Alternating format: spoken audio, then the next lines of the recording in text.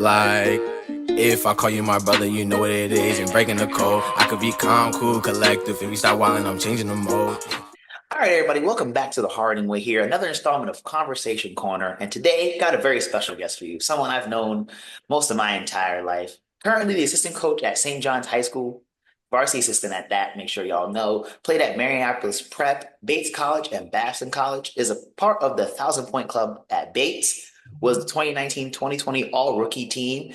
Was last year's 2024 All NewMac team, and the NewMac Tournament All Outstanding Player.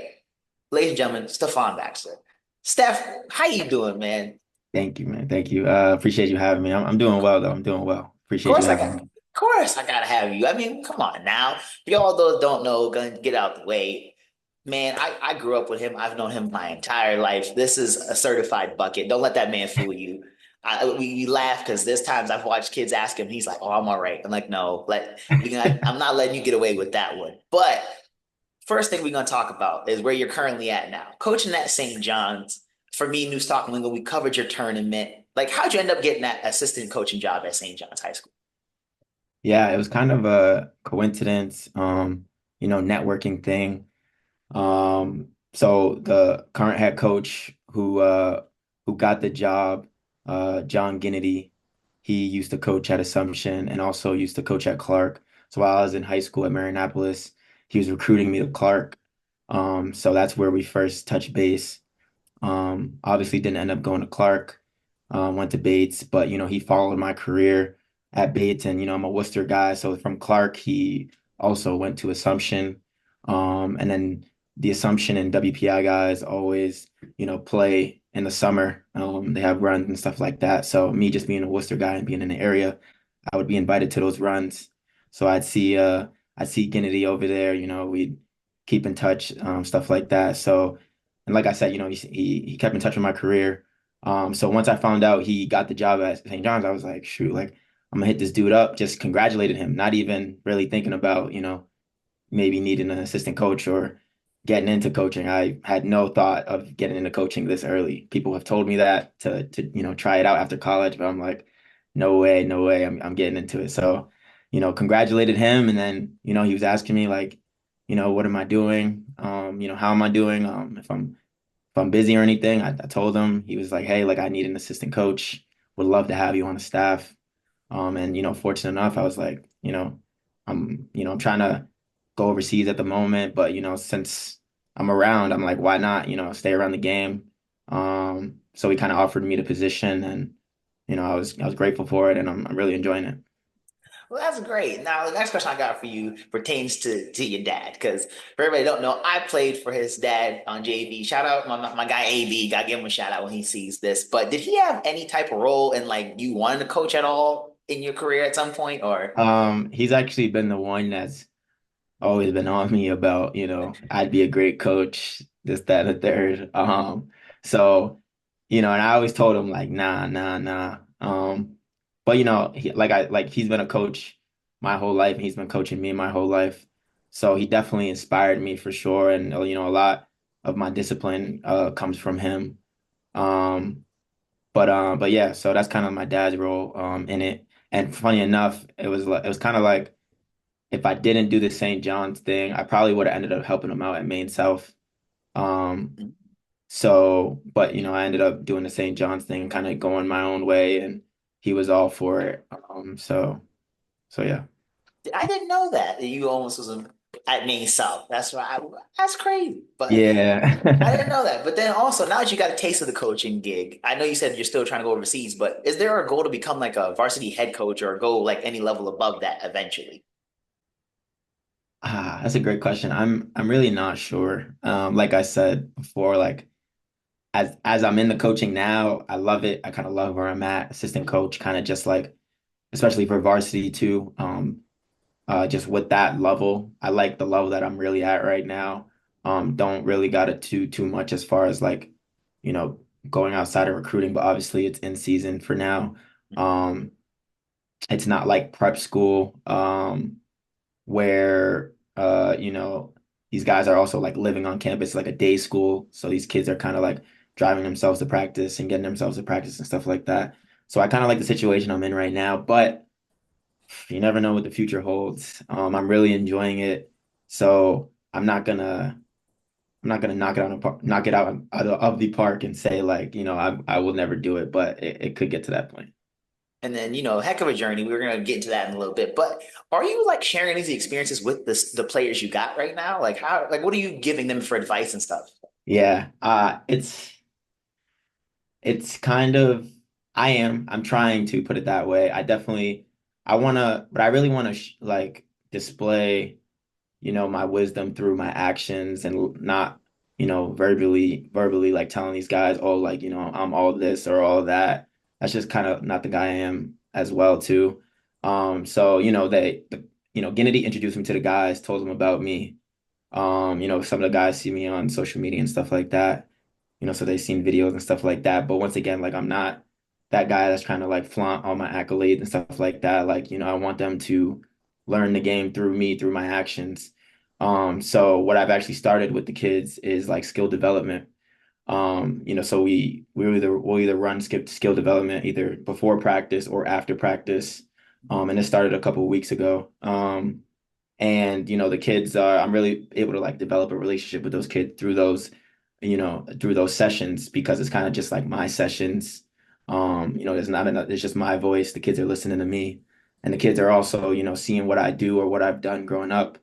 So they're trusting me, they're believing in me, and then also like we only been doing it for a couple of weeks, but these kids are already seeing improvements. So that even gains more trust from myself and from the kids. And then from there, we make a couple jokes here and there, and the relationship builds from there. So that's kind of how my relationship's going with them. They'll ask me questions about my career as our relationship grows, and we'll get into that more, but. I'm not the one to kind of flaunt all my accolades and try to preach that to the kids. So, Yeah, I can say you are very quiet at heart. So that fits the character. But when you're saying like the skill development, which is amazing by the way, and glad to hear you're getting the improvement. What is like the area you most see the improvements in? You say like well, honestly, like the little things, fundamentals, like, I'm not trying to teach these kids how to, you know, shoot step back threes or, make three moves to get open. Like it's really just simple things like, you know, uh layups, both hands, hop steps, spin moves, correct footwork along with that, just ball handling drills, just getting them reps with that, jump shots, pull up jump shots, catch and shoots, footwork into jump shots, and then passing as well too, like, making reads off of actions and stuff like that.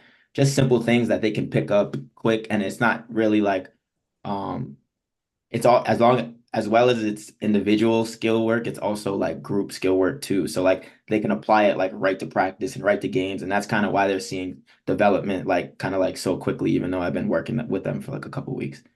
So that's good to hear. And then to get into the journey now of about you. You went to Marianopolis Prep in high school. So first question I got to ask you when going to like that from that regular, West Public Schools level, because you were at Maine South as was I. You went yep. to Marianopolis Prep. What made you choose Marianopolis? Um, so I was actually trying to go to Worcester Academy, but I believe the money situation didn't work out. So like I think I ended up getting more financial aid from Marianopolis. So that's kind of why I went there. But I knew I wanted to go prep. I, just wanted to play against better competition. And then also, playing against better competition was going to make me better as well as a player. And hopefully, get more recruitment. So that's kind of why I went there. And also the academics was a step in the right direction in terms of like Claremont and the athletics. So really just like academics and athletics was just a step in the right direction that I wanted to go towards. So that's kind of why I chose to go that way. And then, you mentioned the whole day school thing as opposed to, public school. So like what'd you learn from that experience getting the change in high schools? There was a lot of change. Maine South were coming from, one of the, worst areas in Worcester. But it was tough because, I was leaving a bunch of my friends. Like, I made a lot of friends there, a lot of great relationships. I was comfortable there. I was the man there as well too. Um, but like I said, step in the right direction as far as like academics and athletics. So going into Marionopolis, like the kids were a lot wealthier.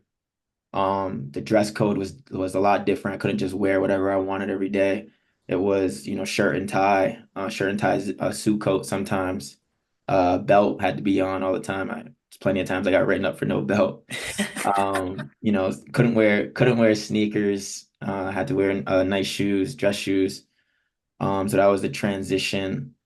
The academics was rigorous. A lot more, I wouldn't say a lot more consequences for not doing your work, but um, it's the same. It was kind of the same. That main stuff. You don't do your work, you get bad grades. So not much learning from there. But like in terms of like, I didn't really have to study at main stuff. So at prep school, like I said, it was more rigorous. So definitely had to figure out some good study habits and stuff like that. So learned that. Also had to learn just, I thought I was working hard at Maine South in terms of like athletics and academics, but there I was able to see kids, working harder than me in academics or in athletics. My best friend Tyler Burton, one of my best friends, he went Division 1, and I was able to like see his work ethic. So that definitely helped as far as like my journey as well too. So just learned a lot there, and then also just like the environment in terms of like schools,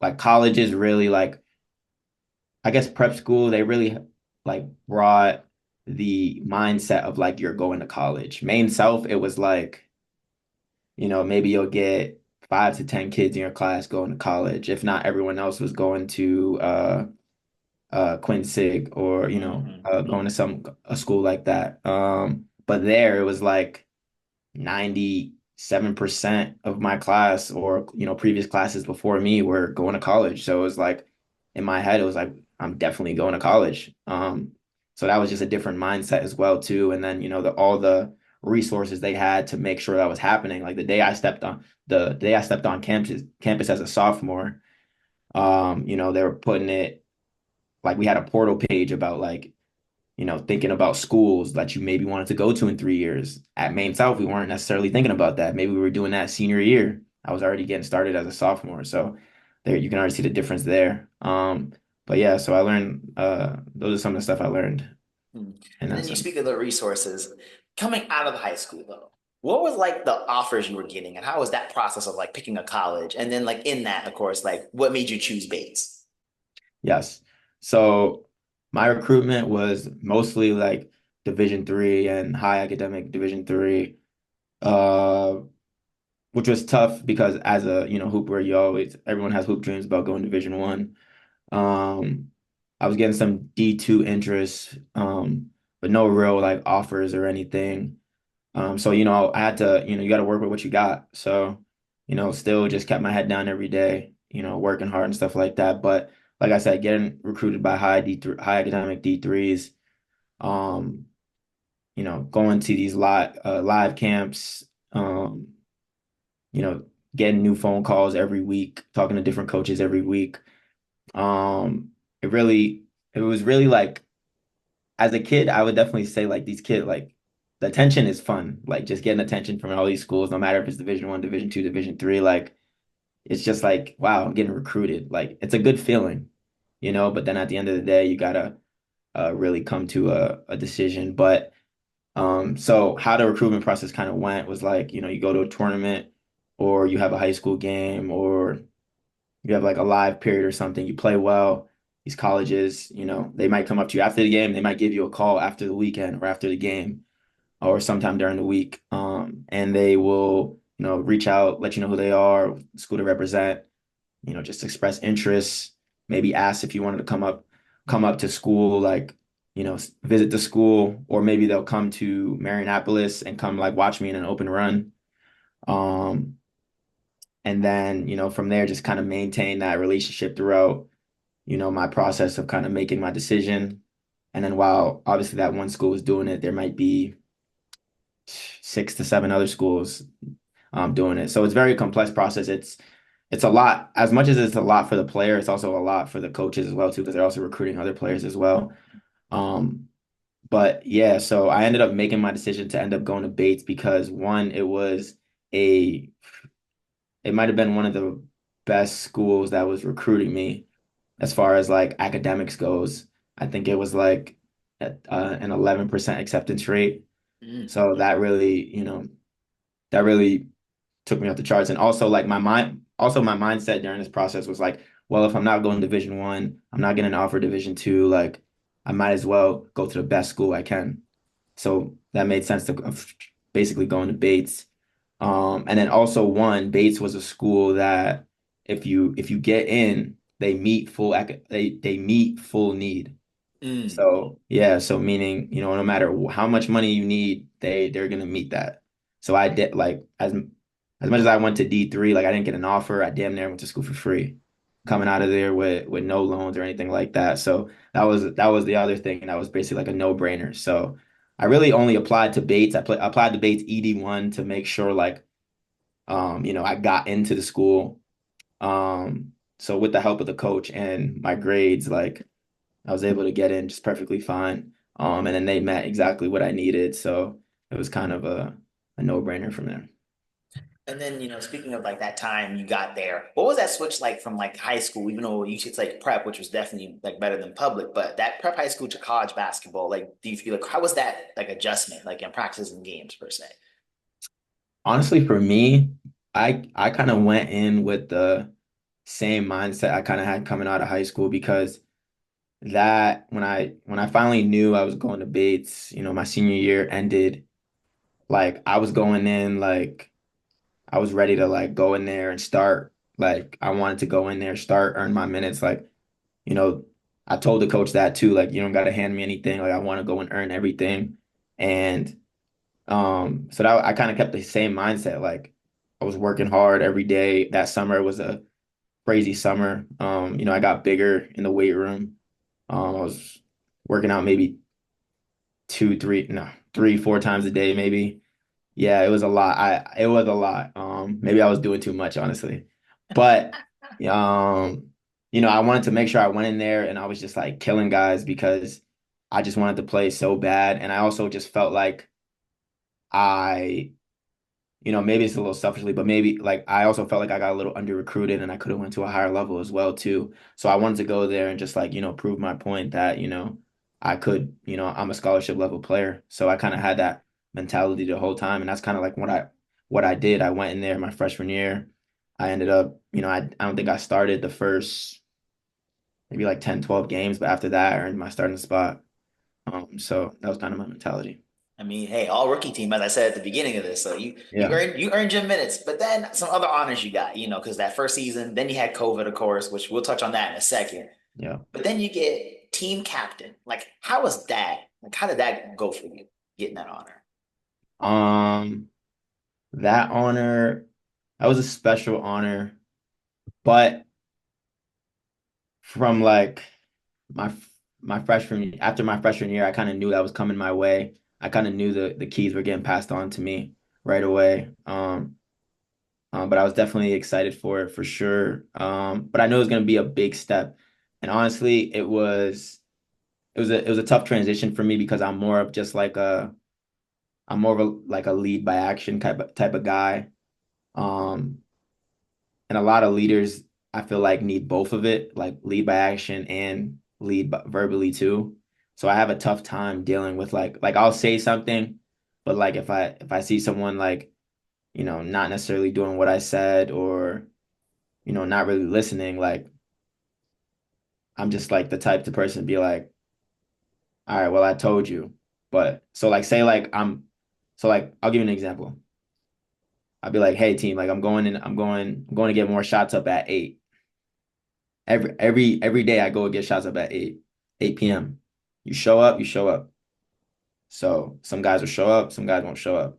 I'm not the type to repeat myself again. But just know I'm gonna be there every day at 8. So that's the kind of leader I am. I definitely think I need to be a better leader in terms of like verbal and like confrontational stuff, but that's just kind of the type of leader I am. But yeah, so I definitely embraced it and appreciated it. But yeah, I was basically a captain ever since after my freshman year. But then, between that captain year and that rookie year, COVID, the pandemic that got everybody. For you being a college athlete, how did you keep yourself in shape and like and keep everything going even though you couldn't play? Yeah, that was a very interesting year. Um, and college was annoying too because it would be like one person in the gym at a time, maybe two people in the gym at a time, or like we had six hoops in the gym, so there'd be like six players in the gym, but everyone just used their own basket. So it was kind of a crazy time, but just had to, keep like the goals and the mindset, just fresh every day, like just that urge, that energy to like get better. That definitely helped me and motivated me. It was definitely hard though, because a lot of other people like, they were just like, it's COVID, like we don't even have a season. So it's like, what's the point of me even being here? You know what I mean?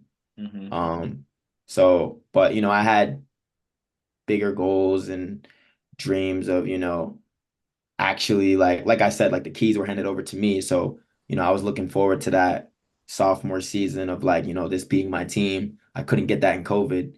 So then I knew it was coming junior year. So I was like, I had to stay ready. So that was kind of my mindset. Yeah. But then, you said like one player per hoop. So was there any trouble trying to adjust back to that 5-on-5 format when everybody could finally be around each other and like play, like regular basketball in a sense? Was there any trouble because you had a long time where you couldn't do that? It probably was trouble for some guys, but honestly, me, like, I'm a gym rat. I'm gonna find a way in the gym. So, I'd be with, people in some gym playing like, secretly or whatever. I guess it's secretly, I don't know. But, figure out some way to get in the gym and play. So, but yeah, maybe it was an adjustment for some people, but me, I was excited to get back to it. Mm. And then I mentioned in the beginning of the show, 1,000 point club at Bates. Like, what was it like reaching to that thousand? And then like follow up when you were answering this, were you like close when you got to like that 20 points left? Were you thinking about it as you were playing, or were you just out there just playing? Nah, I was really out there just playing, because so at Marianapolis was kind of like, so I scored 1,000 points in high school as well too at Marianapolis. Um, and like my senior year, the way my coach kind of, I wasn't even thinking about it because when I left Maine South, I was only 80 points away from scoring 1,000. So that was a reason why Coach Ojeda was like wanting me to stay like that one more year to get the 1,000 at Maine South. But I was like, it's not that, it didn't mean that much to me. You know what I mean? Like Hmm. I had other goals and stuff on my mind.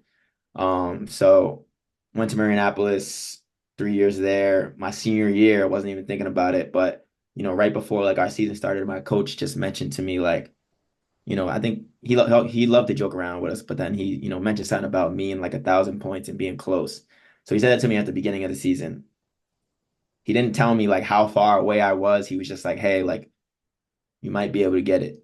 Hmm. So I was like, all right, whatever. Like, that excited me because I didn't score my 1,000 yet. So I was like, wow, okay. But then I realized like, I can't, like, I don't want to be selfish enough to get this, you know, to put this in front of like the team and, our goals of winning and stuff like that. Cause I know how players can get with that stuff.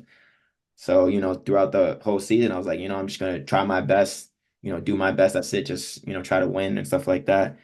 So throughout the year, kept winning, kept winning. My coach just every game after the game, he's like, you're closer, you're closer. Then I started asking him like towards the end of the season, like, how far are we? Wouldn't tell me. And then finally our playoff game or whatever, I got it. I didn't even know. So that kind of mindset kind of pushed me to college too. Like I didn't really, I guess in college you can really track your stuff because everything's online in college. Hmm. So I was able to track it through there. But like once again, like I wasn't trying to like keep that on my mind and worry about that. I really just wanted to put the team first and stuff like that. So that was kind of like my mindset going into it. But don't get me wrong, like I knew I was gonna get it though. But I just, didn't necessarily know when and didn't want to put that in front of everyone else. Okay. And then, after Bates, you graduate first generation. So, gotta give you a hand for that, by the Thank way. you. You gotta give you a shout out. Education is key. But then you go to Babson. So, in that next step, like what made you choose Babson now on that Yes. journey? So Yes, so Bates is a liberal arts school. Didn't really have anything to do with business as far as education. Um and my mindset at that time was like, first of all, my mindset was like, damn, maybe I can like get to a higher level, get a scholarship somewhere. But didn't end up getting anything that I really liked. So then it was like, what's the best degree possible that I can get right now from all these schools recruiting me? And once again, I had a lot of high academic D3 schools with a lot of good master's degrees. So it was also like, what's the best degree and also what's the best situation for me financially as well too, because now this wasn't, grad school. They're not handing out a lot of financial aid for grad school. Um, so, Babson being one of the top business schools in the country, I figured I was going to be in business somewhere down the road, or I wanted to be in business somewhere down the road. So I was like, bam, I already got this great liberal arts degree. Let me go get a business degree now too. And now, I can work with what I got on my resume. So that was kind of what brought me to Babson. And then also the coaches, they did a great job recruiting me and building a relationship with me. And then also, they helped me get as much money as I possibly could, which, took down that grad degree tuition, which was great. Well, that's what's up. And then, looking at your entire year there, I named some of the honors you got at the beginning of the episode, but how was your experience just looking back at the entire year at Babson, like basketball wise? Like, how was that experience? It was a great experience. It was kind of what I imagined my 4 years of basketball would kind of like look like. Like the basketball environment at Babson was just amazing. The coaches were just amazing. Like practice was great. Like I just everything athletically I loved, and then academics as well too. Like, I was learning a lot of like things that I feel like I could apply to the world immediately. Like if I had to just pick up my books one day in class and go out and, work a job or get a job, I felt like I just learned things that I could just apply to the world. But don't get me wrong, I definitely still appreciate my time at Bates too, for sure. But Babson was amazing. And I also met a lot of people from, all over the world, especially in my grad program. I think there was like 100 of us. Um, we went on we had a study abroad trip to Germany for a week. Oh, wow. So I was studying business in Germany, and that was all like a part of the program. It was amazing. And I wouldn't trade anything for it. So I really appreciated my time there at Babson. And then, speaking of playing at Babson and Bates in these times, you're a Worcester guy. And at one point, Yes. I remember you played at Clark. How was that playing like back in your Main South area? In a sense, almost having a bit of like a home court advantage because I remember all of Main South popped out for you. Yeah, yeah. So my first time playing at Clark was my junior year after COVID, um, with Bates. Um, and I think I scored like 30 that game. And it was first game of the season too. So, all the energy was flowing. I was, excited to be back in Worcester. That was my first game in Worcester ever in college. And I knew people were, popping out and stuff like that. So, but we ended up losing, which sucked. But yeah, so like every time I come back to Worcester, it's always like I know people are coming out to support. So, you know, just try to play as best as I can for all of them, and also get the win as well too. But are you referring to the Clark game like in the playoffs or just in general, Just just in back? just in general, Oh just playing in yeah. front of the home crowd. But I mean, if you want to talk about a playoff game, we can touch on that too as well. It's the same. It's the same, honestly. Just like, it's back in Worcester. Like now, stakes is on the line, trying to get to the tournament now. So it's, you know, just trying to play even better, harder. I know definitely a lot of people are popping out now. But it's just a great feeling. Actually, what's funny is that Clark and so I also played at WPI as well too, which is in Worcester. Hmm. But Clark and WPI were actually both recruiting me as well too for my last year. Mm. So I could have went to both of those schools as well too. Um, but I ended up choosing to go to Babson. And funny thing is like both of those schools were kind of recruiting me, and the way they were like trying to recruit me was like, hey, like you can come be the king of Worcester again, like blah blah blah. So that was funny. I almost got me. I'm not gonna lie, but Hey, that's a great tactic. If I yeah, had to yeah, give yeah. people, No, it's a they great did a tactic. great job. They did a great job. But and like I said, ended up choosing Babson, but it was great. And then that career ends there at Babson. You attended the D3 Pro Combine. Yeah. So just give me the overall experience of that. I kind of know. Yeah. So the only reason why I kind of went was because, you're trying to go proceed to play after college. A lot of people emphasize trying to go to like one of these combines. Most people go to the combine that's go to like combines that are out in like Las Vegas and stuff like that. I wasn't really, but all these combines are actually like none of them are free. So, you're paying out of pocket, and you're paying for everything, your travel and all that stuff. Basically, taking a risk, taking a chance, because obviously, you go to these things, you can get a look or get an agent or get something. You know what I mean? So, I decided to go to this D3 pro combine because one, it was in New York, so it wasn't too far away. And then the cost wasn't as expensive as these other trips. And then um yeah, so I wasn't paying as much as I would if I had to go like somewhere halfway across the country. But it was a great experience. Um I didn't really enjoy it too much because at these combines, like it's tough. Like, everyone's basically trying to go for self, rightfully so. Mhm. Everyone's trying to get a look, everyone's trying to get an offer, everyone's trying to get an agent. So it's tough to definitely stand out, but that's why people always tell you try to stand out at these camps, try to do the little things and things like that. So that's what I tried to do. That's what others try to do as well too. But it's just a regular, honestly, it was just a regular combine. Like, you warm up, they put you through a couple drills, they test your vert, your speed, how many jump shots you can make in a row, or jump shots at a spot. And then they just let you play. Um, yeah, so I definitely think like a combine like that is like real is good for people who don't have like film.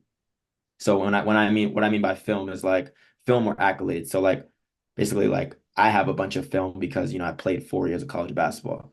But Mhm. some people still want to play basketball after college or try to go pro, even without the stats or accolades or film. So like um I give you an example, just like someone who maybe played 10 minutes a game in college, average maybe like 5, 6, 7 points a game, um, maybe like 2 rebounds, and didn't really play much, don't have the stats and accolades, none of that. So, they go to one of these combines and they really show what they can do.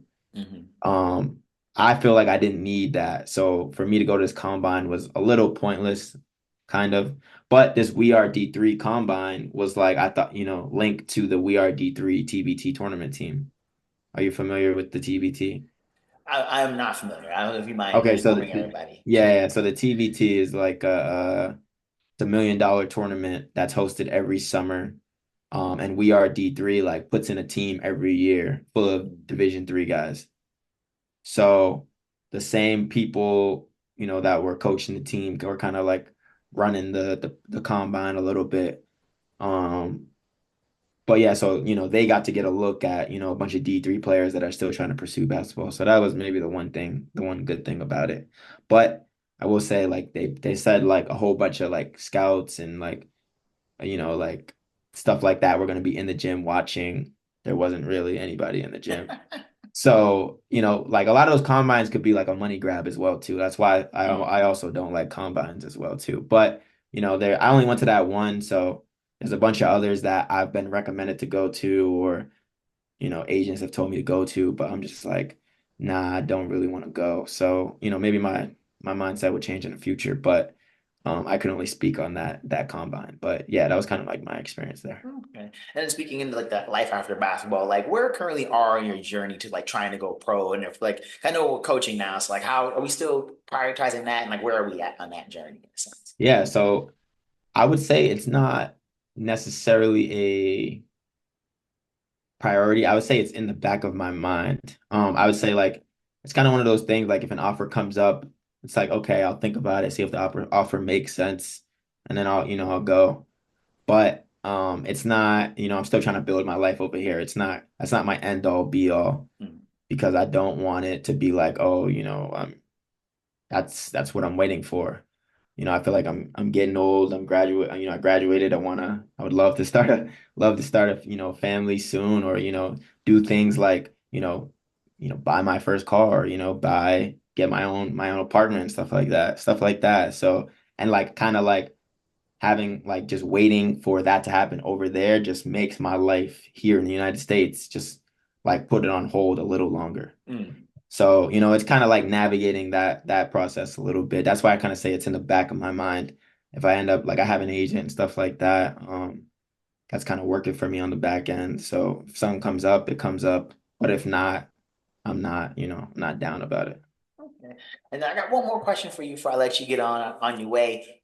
The one I like to ask people: Who inspires Who inspires me? you? Mm. So that's a great question. I think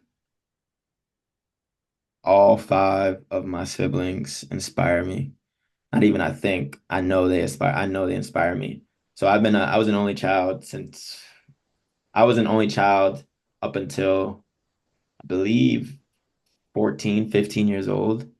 And then my mom and dad just started doing their thing.